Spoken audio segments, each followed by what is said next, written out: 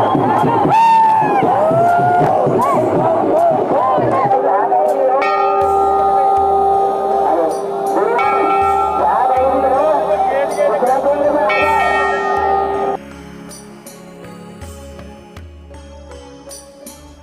Blogs में आपका स्वागत है। तो फ्रेंड्स, आज हम आपको ले जाने वाले हैं केदारनाथ धाम की यात्रा पर। इस समय हम रास्ते में हैं, पहुंचने वाले हैं अभी हम गौरीकुंड। तो फ्रेंड्स, इस वीडियो में आपको संपूर्ण जानकारी मिलने वाली है कि कैसे आप केदारनाथ पहुंच सकते हैं, किन किन साधनों का उपयोग कर सकते हैं, क्या क्या सुविधाएं बरतनी चाहिए और कौन कौन से सामान ले जाने चाहिए। तो इस ट्रैक की पूरी जानकारी आपको इस ब्लॉग में मिलने वाली है। तो सबसे पहले हम जिक्र करते हैं इस यात्रा में पड़ने वाले पड़ाव के बारे में कि कौन कौन से पड़ाव इस यात्रा में पड़ते हैं। अभी देखिए, विश्वनाथ भगवान जी की यहाँ पर डोली आ चुकी है। लोग बहुत ही ज़्यादा यहाँ पर इंटरटेनमेंट कर रहे हैं। इस समय हम पहुँच गए हैं गौरीकुंड में, और गौरीकुंड में डोली आ गई है, जिसके उपलक्ष्य में यहाँ बहुत सारे लोग बहुत उत्साहित हैं और बहुत जहाँ मिलिट्री के बैंड और बहुत सारे अन्य कार्यक्रम हो रहे हैं। केदारनाथ यात्रा का यह पहला पड़ाव है गौरीकुंड, जहाँ बहुत ही जश्न मनाया जाता है और यहाँ की अलग ही महिमा है। गौरीकुंड यहाँ मतलब गर्म पानी का एक कुंड भी है।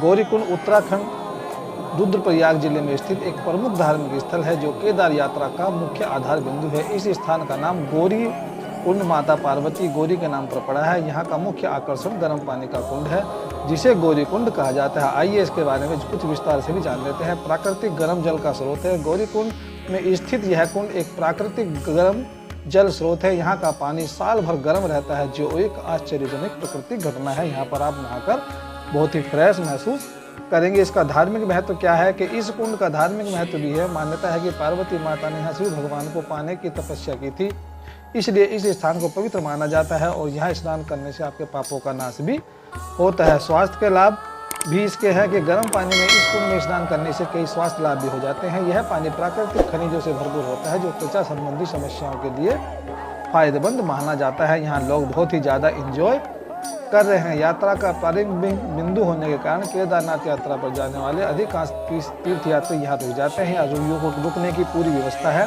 होटल भी हैं और डॉर्मेटरी टाइप की भी है, जो आपको सस्ती मिल जाती है। यह न केवल शारीरिक ताजगी प्रदान करता है, बल्कि मानसिक शांति और आध्यात्मिक उन्नति का भी अनुभव कराता है। ये गौरीकुंड का जो आपको गर्म पानी। तो हर हर महादेव दोस्तों, आज इस समय सुबह के बजे हैं 4 और केदारनाथ जी का जो ट्रैक है वो स्टार्ट हो गया है। यात्री बहुत सारे आगे निकल गए, बहुत सारे अभी पीछे हैं। तो आज आपको दर्शन मिलने वाले हैं श्री केदारनाथ धाम जी के। डोली सुबह 7 बजे निकलेगी। हम अभी चलते हैं आगे और देखते हैं डोली पे बीच में हमें मिलेगी, तब हम एंजॉय करेंगे, दर्शन करेंगे। तो कैसा लग रहा है यात्रा में चल के आपको? अच्छा लग रहा है। तो देखिए, इस तरह का बैरिकेड किया हुआ है। तो यहाँ से केदारनाथ है 15 किलोमीटर लगभग, वो जंगल चट्टी है भाई साहब, लगभग 3 किलोमीटर। तो फ्रेंड्स, यहाँ का सीन कुछ इस तरह का है कि अभी लगभग 2.5 किलोमीटर ऊपर आ गए हैं गौरीकुंड से, और हवाएं इतनी ठंडी चल रही है। वास्तव में जैसा कहते हैं ना कि यहाँ केदार पे स्वर्ग से हवाएं आती हैं, तो वैसा ही माहौल है। सुबह का समय है, लगभग अभी टाइम हो गया है 5 बज गए हैं पूरे, और 5 बजे का इस तरह का है सीन है।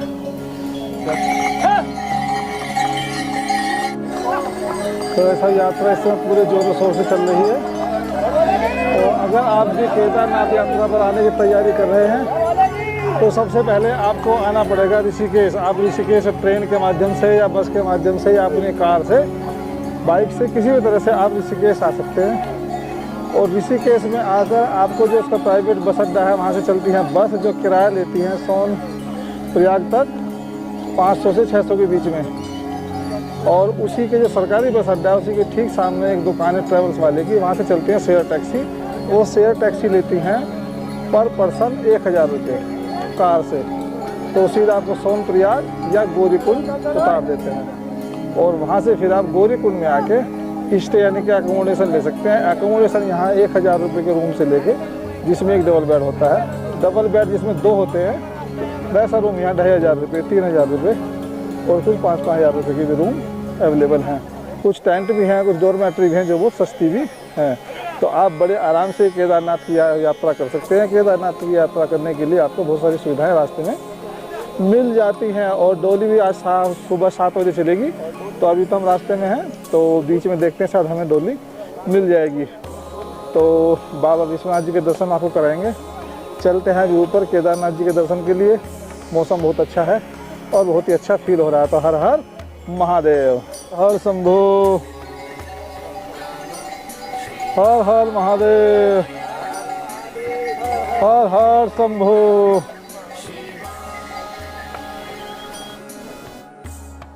केदारनाथ यात्रा के ट्रैक पर यह एक हनुमान मंदिर है जो केदारनाथ जाने वाले यात्रियों को अपनी ओर आकर्षित करता है। लोग यहाँ पूजा अर्चना करते हैं। यह एक हिंदू वानर देवता के रूप में भी लोग बागों की इसकी मान्यता है। यहाँ रुकते हैं और बहुत सारे लोग हनुमान जी की पूजा करके फिर इस यात्रा में आगे बढ़ते हैं। जब आप इस यात्रा पर होंगे तो आपको इस यात्रा का दूसरा पड़ाव पड़ेगा जंगल चट्टी। यह स्थान गौरीकुंड से लगभग 4 किलोमीटर दूरी पर है और इसका जो महत्व है, घने जंगलों से घिरा हुआ यह स्थान यात्रियों के लिए एक प्रमुख विश्राम स्थल है, जहां चाय और नाश्ते की दुकानें भी होती हैं। तो लोग बाग यहाँ थोड़ा विश्राम करके फिर चलते हैं आगे। तो इसी का जो तीसरा पड़ाव इस रास्ते पर जो आपको पड़ेगा वह है भीमबली। तो फ्रेंड्स अभी 7:30 बज गए हैं लगभग और हम अभी ट्रैकिंग कर रहे हैं। लगभग 6 किलोमीटर हमने कर लिया है। 10 किलोमीटर अभी बचा है, नहीं 11, अभी 11 बचा है। देखो आगे बोर्ड लगा, दिखाता हूँ। मौसम बहुत अच्छा है और यात्रा बहुत अच्छी चल रही है। यात्रा में अगर सांस चढ़े तो आप कपूर रखें और बीच बीच में थोड़ा सूंघते रहें और चलते रहें, उससे आपको लंग्स को बहुत रिलीफ मिलता है। बीच बीच में आप पानी लेते रहें, बस बॉडी को हाइड्रेटेड रखें, कोई परेशानी नहीं।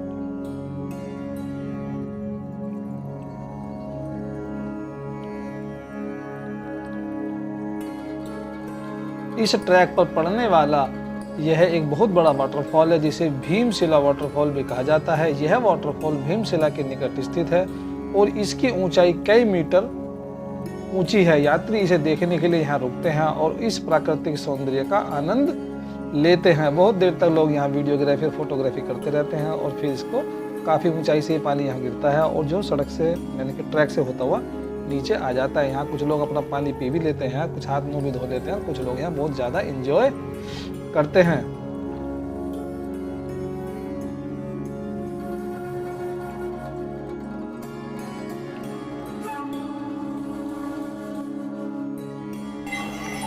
स्टॉपेज आ गया है भीमबली वाला। तो हम पहुंच गए इस समय भीमबली पे और सीन है कुछ इस तरह का। भीमबली जंगल चट्टी से लगभग 3 किलोमीटर आगे है। यहाँ का जो महत्व है, यहाँ पर यात्रियों के लिए आराम और भोजन करने की सुविधाएं उपलब्ध हैं। यह एक सुंदर और प्राकृतिक सौंदर्य से भरपूर स्थान है। आखिरकार इस समय हम ट्रैक को लगभग आधा कवर कर पहुंच गए हैं रामबाड़ा में। रामबाड़ा केदारनाथ यात्रा के दौरान एक महत्वपूर्ण और एक ऐतिहासिक पड़ाव था। हालांकि 2013 में आई आपदा के बाद इस क्षेत्र में काफ़ी तबाही मची और रामबाड़ा को बड़े पैमाने पर नुकसान हुआ। वर्तमान में यात्रियों के लिए नई मार्ग व्यवस्था की गई है, फिर भी रामबाड़ा का महत्व है और इसका ऐतिहासिक सौंदर्य यात्रियों के लिए महत्वपूर्ण बना हुआ है। यहाँ रामबाड़ा के बारे में कुछ विशेष बातें दी गई हैं जो इस प्रकार है। स्थान रामबाड़ा सोनप्रयाग से लगभग 7 किलोमीटर की दूरी पर स्थित था और यह केदारनाथ यात्रा के बीच एक महत्वपूर्ण पड़ाव होता था। प्राकृतिक सुंदरता, रामबाड़ा चारों ओर से पहाड़ों और हरियाली से घिरा हुआ है।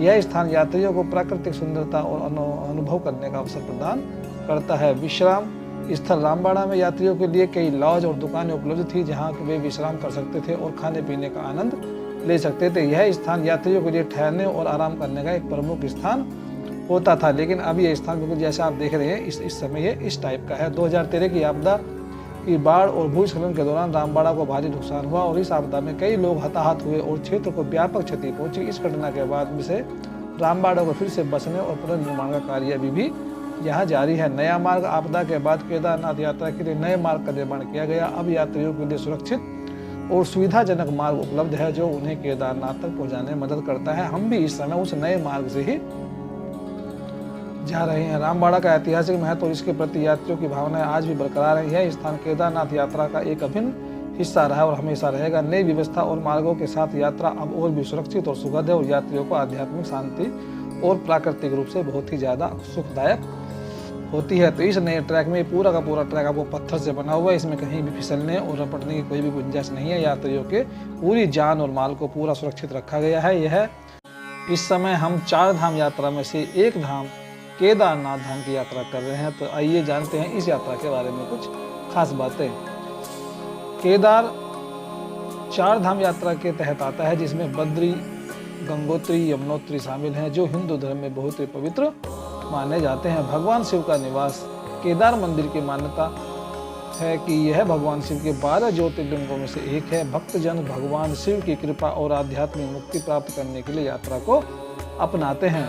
ऐतिहासिक और पौराणिक महत्व क्या है कि हिंदू पौराणिक कथा अनुसार केदारनाथ वहाँ है जहाँ भगवान शिव ने पांडवों को महाभारत युद्ध के पापों से मुक्ति प्रदान की थी। मंदिर ने कई प्राकृतिक आपदाओं का सामना किया है, लेकिन इसकी पवित्रता आज भी वैसे ही बरकरार है। अब केदारनाथ धाम बचे हैं मात्र 7 किलोमीटर और हम भी थोड़े थोड़े अब एक्साइटेड हो रहे हैं। तो फ्रेंड्स, इस समय हम आ चुके हैं 9 किलोमीटर का ट्रैक पूरा करके। अभी ऊपर केदार बचे हैं 7 किलोमीटर और ट्रैक की अभी काफ़ी चढ़ाई पहुंच गए हैं। तो देखिए ट्रैक का भी सीन इस तरह का है।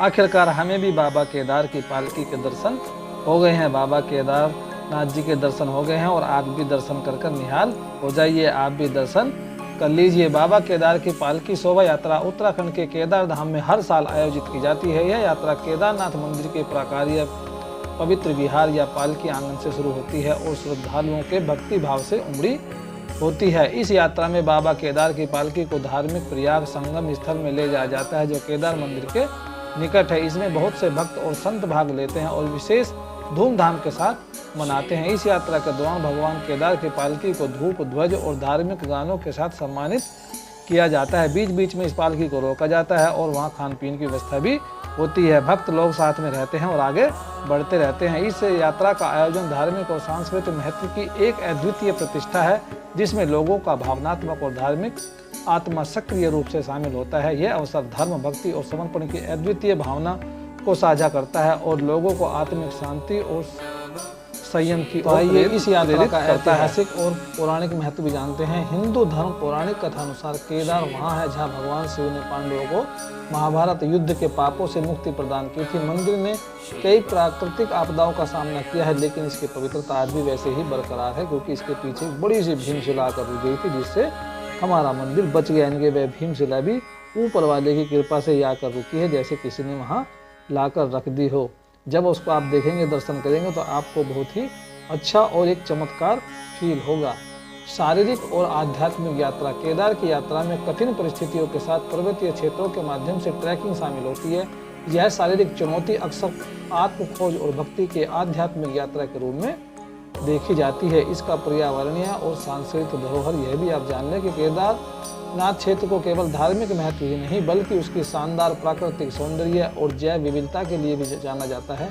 यात्रा पर्यावरणीय संरक्षण और हिमालयी परिस्थितिकी के संरक्षण के बारे में भी जागरूकता बढ़ाती है। समग्र केदारनाथ यात्रा केवल एक तीर्थ यात्रा नहीं है, यह एक गहन आध्यात्मिक अनुभव है जो भक्तों को उनके धर्म, प्रकृति और भगवान शिव के प्रकट स्थान से जोड़ता है।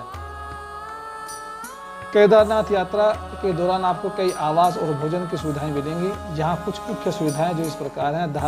धारावाहिक आवास। केदारनाथ मंदिर के पास और यात्रा के रास्ते पर विभिन्न धारावाहिक आवास उपलब्ध हैं। ये आवास केदारनाथ यात्रा के ताजगी संबंधित आवश्यक सुविधाएं प्रदान करते हैं। यात्रियों के लिए भोजन।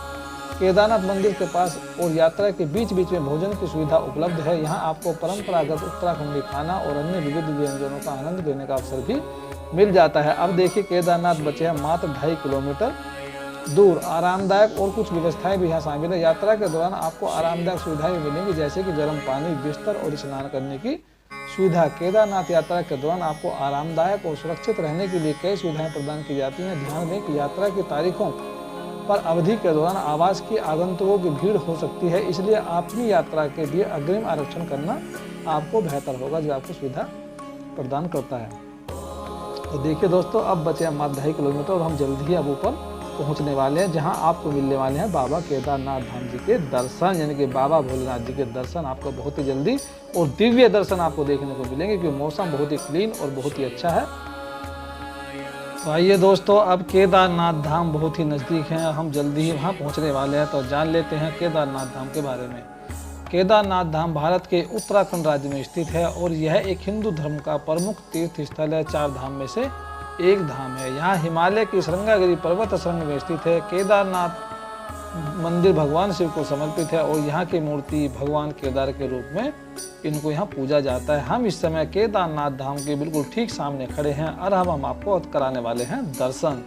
केदारनाथ धाम को 4 धाम यात्रा का एक हिस्सा माना जाता है, जो हिंदू धर्म के अनुसार अत्यंत महत्वपूर्ण है। यहाँ के विशाल मंदिर, प्राकृतिक सौंदर्य और आध्यात्मिक माहौल की वजह से प्रसिद्ध है। यहाँ देखिए लोग कितना अच्छी तरह से लोग आनंदित होकर दर्शन कर रहे हैं और घंटा बजा रहे हैं। केदारनाथ धाम की यात्रा 16 किलोमीटर का ट्रैक है, जो गौरीकुंड से शुरू होता है और मंदिर तक पहुँचने के लिए यात्री पर्वतीय क्षेत्र में ट्रैक करना पड़ता है। केदारनाथ धाम के अतिरिक्त यहाँ पर भगवान कृष्ण के भवन, भैरवनाथ मंदिर, गौरीकुंड और भगीरथी नदी जैसे धार्मिक पर्यटन स्थल भी हैं। धार्मिक रूप से केदारनाथ धाम में 4 धामों के लिए आयोजित पूजा, आरती और संगीत कार्यक्रम आयोजित किए जाते हैं। यहाँ की आराधना और भक्ति का वातावरण भी विशेष है। आप देखिए कितनी भीड़ यहाँ इकट्ठी है और जो बहुत ही ज़्यादा आनंद रूप से लाइन में लगकर दर्शन कर रही है। सामने कुछ लोग फोटो और वीडियोग्राफी भी कर रहे हैं। पर्यटकों के लिए केदारनाथ धाम एक आदर्श पर्वतीय पर्यटन स्थल है, जहां वे प्राकृतिक सौंदर्य का आनंद ले सकते हैं और धार्मिक माहौल का भी अनुभव कर सकते हैं। केदारनाथ धाम के निकट होटलों की सूची आमतौर पर स्थानीय पर्यटन विभाग या ऑनलाइन यात्रा वेबसाइट्स पर उपलब्ध होती है। यहाँ कुछ विकल्प इस प्रकार से हैं कि जिनमें आप अपनी बुकिंग कर सकते हैं। होटल केदार, यह केदारनाथ मंदिर के कुछ मीटर दूर पर है और पर्यटकों के लिए उपलब्ध रहता है। केदार पाल्स रिजॉर्ट, यह एक लग्जरी रिजॉर्ट है जो केदारनाथ धाम मंदिर के पास ही स्थित है। केदार टेपू, यह एक आरामदायक होटल है जो केदारनाथ मंदिर से भी कुछ ही दूरी पर स्थित है।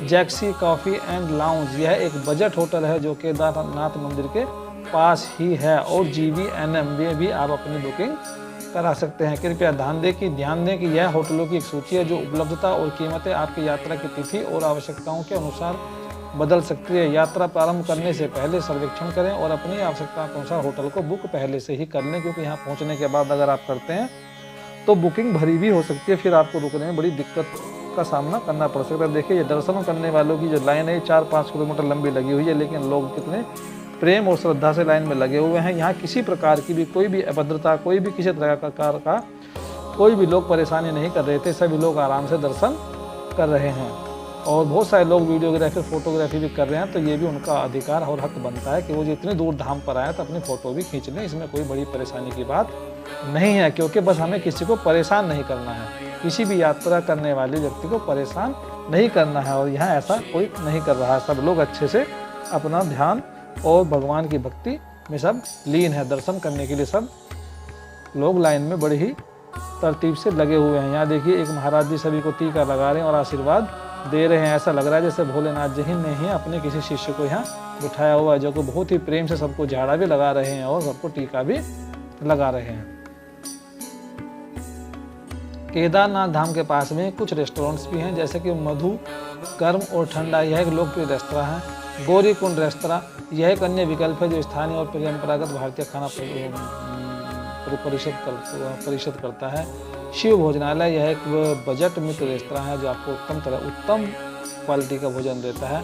तंदूरी हाट, यह भारतीय और मुगलिय व्यंजनों का सेवन कराता है। कृपया ध्यान दें कि यह केवल कुछ प्रमुख रेस्तरां की सूची है, बाकी बहुत सारे रेस्टोरेंट वगैरह भी यहाँ आसपास में ही मौजूद हैं। केदारनाथ धाम में नियमित रूप से कई धार्मिक और सांस्कृतिक कार्यक्रम भी आयोजित किए जाते हैं जो प्रमुख हैं, जैसे कि यहाँ पूजा और आरती। केदारनाथ मंदिर में दिन में कई बार पूजा और आरती होती है। यहाँ भक्तों को धार्मिक माहौल में शामिल होने का अवसर मिलता है। त्योहारों के उत्सव, हिंदू कैलेंडर के अनुसार विभिन्न त्योहारों के दौरान केदारनाथ मंदिर में विशेष पूजा अर्चना और समारोह का आयोजन भी किया जाता है। स्पेशल आयोजन केदारनाथ धाम में कई विशेष आयोजन भी होते हैं, जैसे कि महाशिवरात्रि, श्रावण मास के महीने में सोमवार का व्रत और पूर्णिमा के दिन। सांस्कृतिक कार्यक्रम, कई बार स्थानीय कलाकारों द्वारा सांस्कृतिक कार्यक्रम भी आयोजित किए जाते हैं, जिसमें गीत, संगीत, नृत्य और कवि सम्मेलन भी शामिल होते हैं। आपकी यात्रा के समय के अनुसार स्थानीय धार्मिक परंपराओं और सांस्कृतिक कार्यक्रमों का अनुसरण करें और इसमें भाग लें।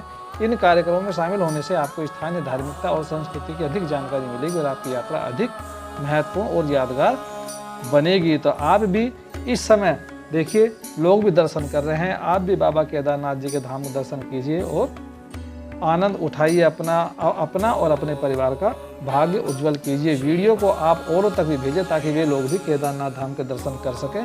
और वीडियो में आप हर हर महादेव जरूर लिखें, क्योंकि भोलेनाथ आपकी भी सुनेंगे, इसलिए हर हर महादेव लिखना ना भूलें।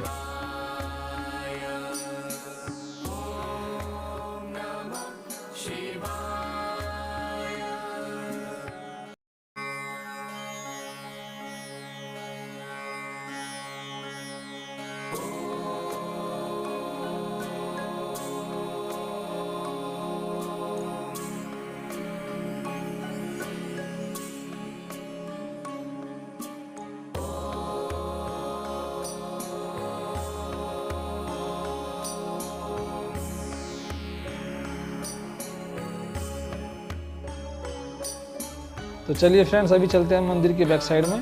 देखो यहाँ कितने सारे लोग इकट्ठा हैं और मंदिर के बैक साइड में वो भीमशिला है, जो प्राकृतिक आपदा के समय मंदिर के बिल्कुल ठीक बीचों बीच और पीछे आकर रुक गई थी, जिससे पानी का बहाव दो दिशाओं में बढ़ने, अलग अलग दिशा में होने से बहाव कम हो गया था, प्रेशर कम हो गया था। तो देखिए यहाँ बहुत सारे कार्यक्रम हुए थे और मैं यह मंदिर महाराज जी सभी का आशीर्वाद दे रहे हैं। तो दोस्तों, जैसा कि आपको अच्छा लगा होगा पूरी वीडियो को देखकर, तो आप वीडियो को शेयर करें, लाइक करें, कमेंट जरूर करें, हर हर महादेव वीडियो में जरूर लिखें।